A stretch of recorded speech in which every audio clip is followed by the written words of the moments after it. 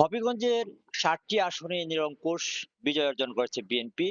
আমরা জেনেছি যে বহুল কাঙ্ক্ষিত যে নির্বাচন গতকাল হয়ে গেল, এই নির্বাচনে হবিগঞ্জের ১ আসনে বিজয়ী হয়েছে বিএনপির প্রার্থী প্রখ্যাত অর্থনীতিবিদ ডক্টর রেজা কিবরিয়া। উনি হবিগঞ্জের কৃতি সন্তান, সাবেক অর্থমন্ত্রী শাহ এএমএস কিবরিয়ার সন্তান এবং এলাকায় উনার যথেষ্ট একটি সুনাম রয়েছে এবং পরিচিতি রয়েছে, যে কারণে উনি বিপুল ভোটের ব্যবধানে এখানে পাস করেছেন। এছাড়া হবিগঞ্জ ২ আসনে যিনি বিজয়ী হয়েছেন আবুল মনসুর সাখাওয়াত হোসেন, যিনি ডাক্তার জীবন হিসাবে পরিচিত। ডাক্তার জীবন দীর্ঘদিন থেকে হবিগঞ্জে কাজ করছেন এবং বিশেষ করে উনি বিএনপির চেয়ারপারসনের উপদেষ্টা হিসাবে দায়িত্ব পালন করছেন। উনিও বিপুল ভোটের ব্যবধানে বিজয় অর্জন করেছেন। হবিগঞ্জ ৩ যিনি বিজয়ী হয়েছেন বিএনপির কেন্দ্রীয় সাংগঠনিক সম্পাদক জি.কে. ঘোষ, উনিও বিপুল ভোটের ব্যবধানে এখানে বিজয়ী হয়েছেন। এছাড়া হবিগঞ্জ ৪ আসনে সৈয়দ মোহাম্মদ ফয়সল এখানে বিজয়ী হয়েছেন।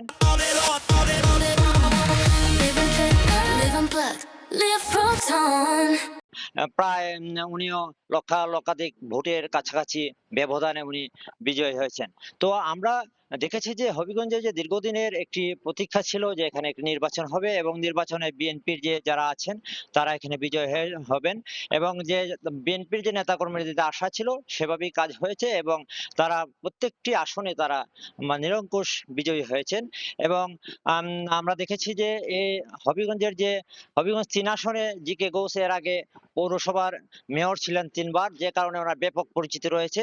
এছাড়া উনি ৫ আগস্টের পর হবিগঞ্জের বিভিন্ন কার্যক্রমে উনি উম ভূমিকা রেখেছেন, গুরুত্বপূর্ণ ভূমিকা রেখেছেন। যে কারণে ঘোষ এম এখানে যে বিজয়ী হবেন এটা পূর্ব থেকেই অনেকটা ধারণা করা হচ্ছিল যে ঘোষের যে বিকল্প এখানে জামায়াতের প্রার্থী আছেন, উনি ঘোষের সাথে যে নির্বাচনী যে প্রচারণায় দেখা গিয়েছিল যে অনেকটাই পিছিয়ে ছিলেন। এছাড়াও হবিগঞ্জের যে বাকি ৩টি আসন, ৩টি আসনে বিএনপির প্রার্থীরা পূর্ব থেকেই আসলে একটা সাধারণ মানুষের একটা ধারণা ছিল যে বিএনপির প্রার্থীরা বিজয়ী হবেন এবং বিশেষ করে হবিগঞ্জে একসময় ৪টি আসন আওয়ামী লীগের ছিল, কিন্তু বর্তমানে এই ৪টি আসনে বিএনপিতে চলে গেল। যে কারণে মানুষের যে হবিগঞ্জের যে সাধারণ মানুষ তাদের একটা প্রত্যাশা যে যেহেতু বিএনপি সরকার গঠন করছে, সেক্ষেত্রে হবিগঞ্জের যে কাঙ্ক্ষিত উন্নয়ন, বিশেষ করে যে রাস্তাঘাট, স্বাস্থ্যসেবা সহ যে এখানে যেসব অবকাঠামোগত সমস্যা রয়েছে, যেসব মানুষের সেবার ঘাটতি রয়েছে, তারা আশা করছেন যেহেতু ৪টি আসনে বিএনপি